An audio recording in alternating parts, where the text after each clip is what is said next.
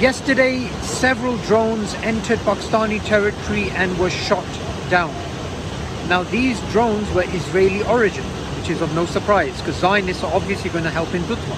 Hindutva was supporting the Zionists when they were committing a genocide in Palestine. They were celebrating the death of children.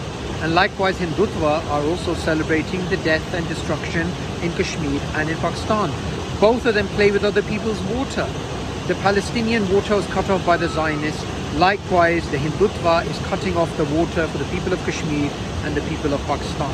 Both of these sick ideologies are ideologies which should be challenged, confronted and dismembered. Both of these ideologies are such ideologies that are so toxic that the people that subscribe to them lose their entire moral compass. I want to make something clear.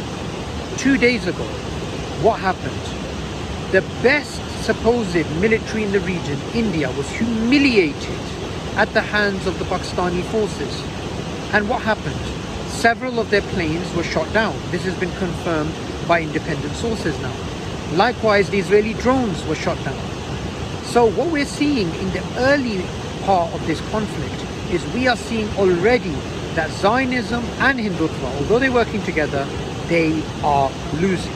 Likewise, in the coming weeks and days, and we don't know how long this war is going to go on for, Zionists are going to help Hindutva and they're going to help each other.